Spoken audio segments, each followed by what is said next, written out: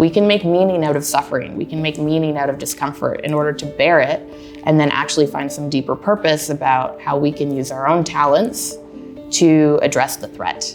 Like, we can tap into this crisis from every single angle of society because it touches every single aspect of it, which is pretty amazing. Unfortunate in terms of how it's coming into all aspects of our economy and politics and home life and everything. But that means that we can really use it as a wayfinding tool, and using the creativity and ideas of others who are ready to grapple with you about this is one way of doing that.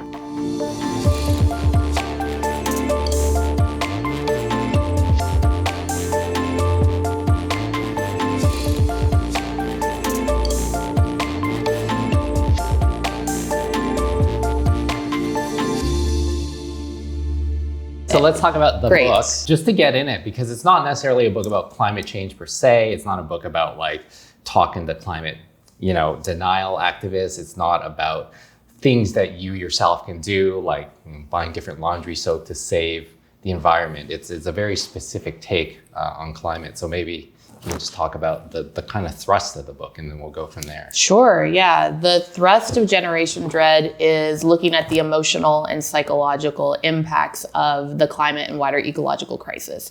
We're in a moment when many people can report really challenging, difficult emotions around just facing up to how serious the climate predicament has become, that include eco-anxiety, which the American Psychological Association is describing as the chronic fear of environmental doom, which is an intense description, but very apt for this umbrella of feelings that can include, anxiety, but also sadness, grief, fear, a sense of helplessness to really intervene in a meaningful way, powerlessness over being able to see this getting any better.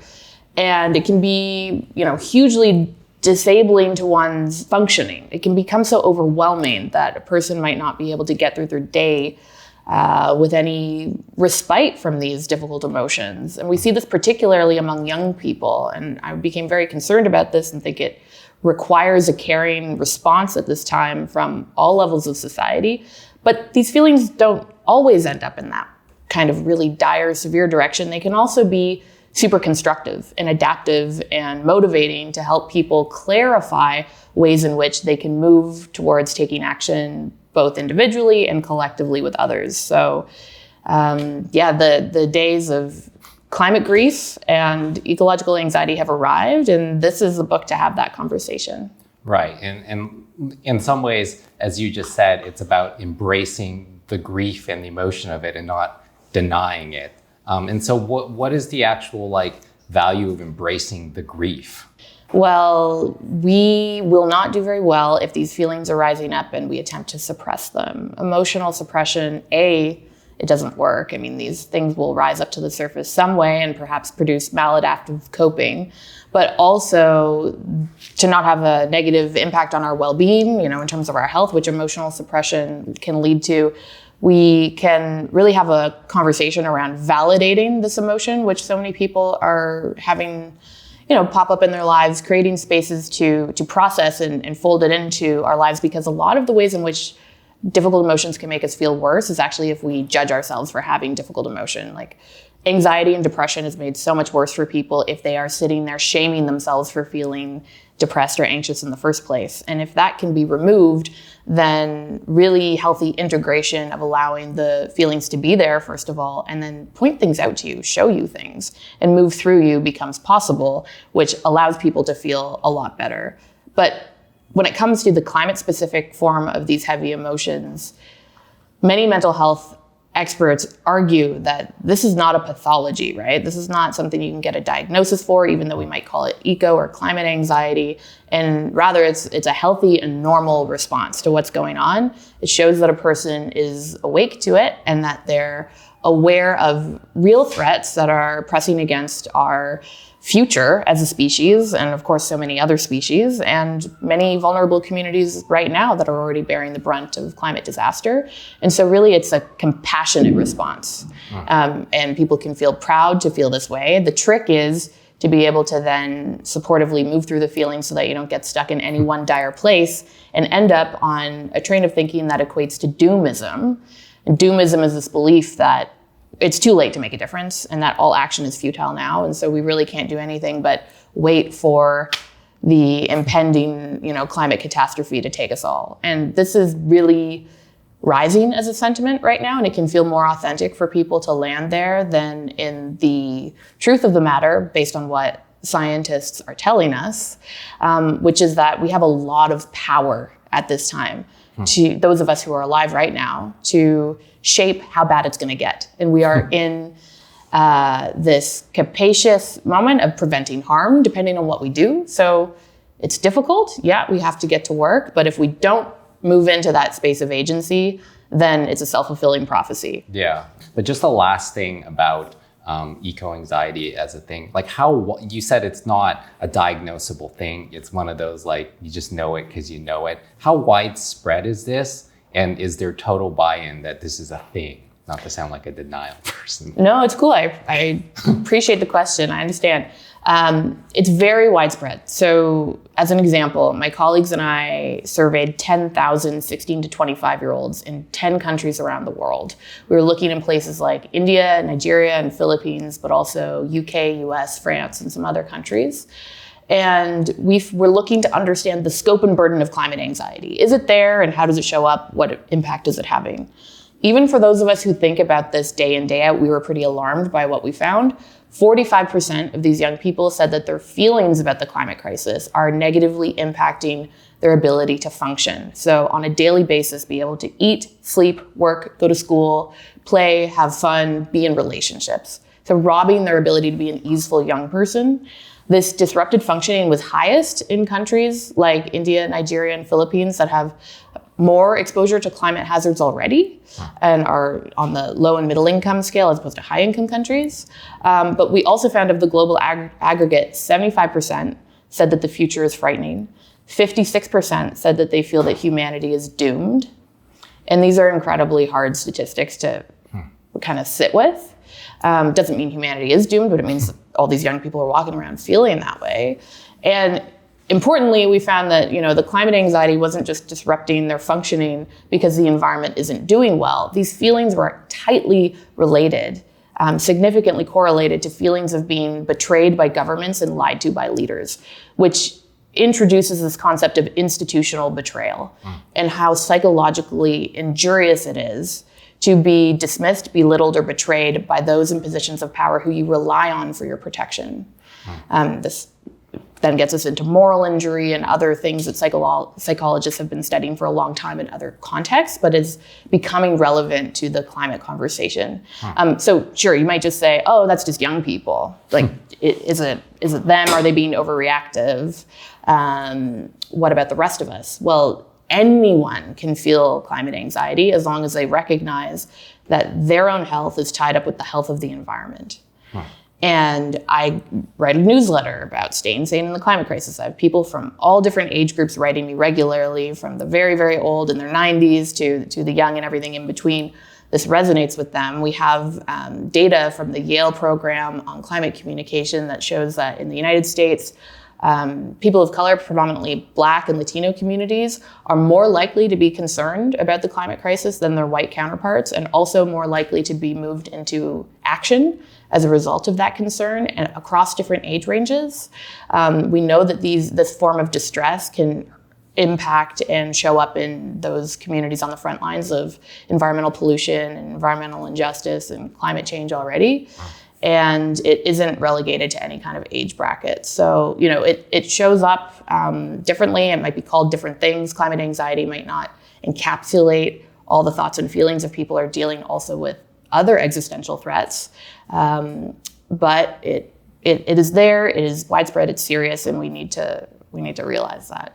Right. Okay. So you talked about how marginalized communities are more likely to take action. And one reason is that they actually feel the world already to be unsafe, which is to say this eco-anxiety is a relatively new phenomenon to upper middle class people. And they can actually learn a lot from marginalized community to whom the world is always in a state of existential crisis. So A, what can those people learn? And B, how do we find solidarity between the social economic classes to to kind of move forward? Yeah, I think it's a really important question.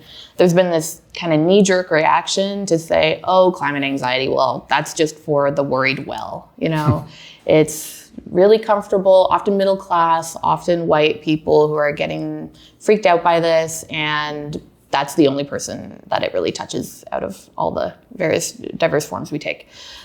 When we look at the data, that's not true. As I mentioned with that study, impaired functioning being most in places like India, Nigeria, Philippines, and then also that Yale program evidence. But really what we're talking about here is certain people who have been enfranchised, living relatively privileged, protected lives, waking up to the sense that the world is far more tragic and fragile than they thought it was because of the climate crisis. It's like the first existential threat that makes them feel like the world isn't safe and that they are implicated in that, and it, eats away at their security.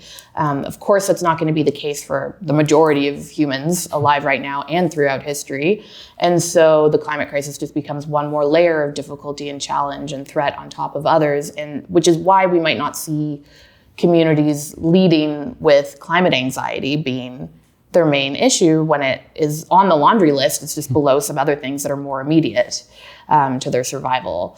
And this then, I think, is a really powerful opportunity for bridge building and solidarity, because those who may be coming to this for the first time can glean a sense of implication and realize oh man, if I'm feeling this way, I wonder how those who are really already more vulnerable than me in this crisis are dealing with this. And hey, what is it teaching me about the intersectional issues at play and how injustice is a really huge aspect of the climate crisis all the way down, and that solutions also need to take that climate justice into account. And by that I mean, the communities that have produced the most emissions, the nations that have produced the most emissions, the kind of historical realities that have created the unequal relations in which now we're talking about the need for climate reparations, countries who are facing the disasters, the drought, the ruining of livelihood, the fact that many of their citizens will be made into climate migrants before long, that they are owed,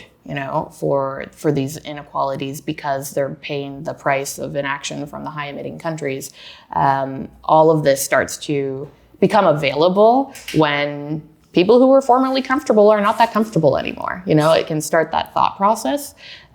So ultimately, I think it's a time for slowing down and feeling the feelings and seeing how they can orient people towards taking this seriously and looking at that kind of intersectional question. Right. And to loop back to how we started this conversation, now that the comfortable are feeling the discomfort, how do we harness that discomfort and these new kind of negative feelings, these scary emotions to kind of positive ends? Well, first and foremost, no one can do it by stirring in the thoughts and feelings alone. That will much more quickly bring someone to a sense of doom and fatalism, perhaps, than something constructive. So we need to, in psychology speak, contain it, meaning that any experience, even the most difficult ones in life, can become food for thought and therefore growth and development if they're given this place in which they can be explored with others who will validate the feelings and never shame or belittle them or say, you're being dramatic, or these are catastrophic thoughts, or, don't be so dire, you're fine. So then it becomes like a flow and an opening and a curiosity about what these emotions might be there to point out, about what matters, and then using that as a navigational tool to kind of brush the distractions aside and uncover meaning. So we can make meaning out of suffering. We can make meaning out of discomfort in order to bear it, and then actually find some deeper purpose about how we can use our own talents to address the threat. Right. And the book subtitle is actually Finding Purpose in an Age of Climate Crisis. So can you just stitch that together for us? Because, there's this large layer of climate anxiety, and then underneath, there's still the purpose. There's still meaning for people. So how, in 3 steps, would someone continue to find their purpose even with all of this hanging over them? Well, it's worth, once you're engaged with the feelings, slowing down to ask yourself, what are you good at? What are your skills? What are the special talents that you have that you bring perhaps to life already in your hobbies or your job? What are the things that get you out of bed in the morning? The things that really bring you joy, the things that give you that life energy that will make something stick. If you start to orient yourself towards this crisis, having someone author your form of action for you is not going to work, because humans are fickle creatures. We need to feel that we wrote the story ourselves in order for us to want to step into that. So looking for joy and looking for, your passions is important in finding your role in purposeful climate action. And then looking at, what's all the work that requires doing right now. And if you overlay these things, and this is actually a great diagram that a marine biologist named Ayanna Elizabeth Johnson came up with, you can find a space of agency that you can walk into where you're applying your skills, you're doing something that brings you joy, and you're addressing the threats. So if you're really into fashion, why not look at the fact that the fast fashion industry is producing a huge microplastics problem, as well as disposable clothing that is making all of these issues worse. For example, being able to apply your skills there. I'm not trying to say that everyone needs to stop their career and start something new. I know a lot of us can't afford to do that. But many can shift and orient themselves towards addressing this, which is in itself going to be meaningful on that existential level if you're feeling all of these distressing, challenging existential emotions that are popping up. So for me, my whole story started with questioning the wisdom of whether or not it's okay to have a child, given what I know about the climate crisis, feeling new forms of anxiety and grief and anger about the idea that people my age and younger, many of us are feeling that it's our duty now to prevent potential suffering at the cost of getting to know our own children, processing that, and then quitting my job, quitting my old field. I had just completed a doctorate in something completely different, freshly minted to go into that space, but I said, okay, no, not going to do it. I need to come over here. There's a lot of work to be done. Doing the grunt work to be able to participate in contributing to this burgeoning field around climate and mental health. And now, because I'm focusing on that work and doing work that supports others, because when they come in and share with me how it's affecting them, that feels really meaningful. It helps me cope, And then it's like, all right, there's longevity in this, even if it gets as bad as I'm sometimes very afraid that it will. So there are so many other people who have big ideas about how to live at this time and how to be at this time, given what's going on. And all of that is this connection of finding meaning and purpose in it. Yeah, that's good. You came out and you wrote a book that is full of hope. If you read through it, it's, I don't think people write nonfiction books to depress people. You write them to kind of get people to pay attention and then take action. So what's like the one hopeful thing out of all the research you did that you want audiences to understand? One thing, there's many things. It is absolutely possible to get to the far side of the feelings about the worst shit, so to speak, because we're framing it. The far side of the despair, the far side of the grief. It's possible to get there and feel really shored up and develop more flexible ways of relating to the crisis that aren't about splitting it off into doom versus naively optimistic ways of looking at this crisis. And that gray zone is actually where the most strength can be mined from, and the most other committed, convicted, and courageous people you can band together with to be able to take the creative solutions that will help tip the scales. So I know it from my own personal experience, I know it from many other people's experiences, that just with a little bit of support and processing this stuff and getting perspective on it, we don't have to stay in the bottom of that U-shaped curve and can actually have that robust, radical form of hope for making change in the future. We don't need hope as this object out there that we have, and then once we have the hope, we can act. Hope is very much about rolling up your sleeves, getting clear-eyed, being convicted and courageous, and doing something with others. And then once you do that, you create the conditions to have real hope. Yeah, and we've been kind of thinking about that in an inverted way for a long time on this crisis.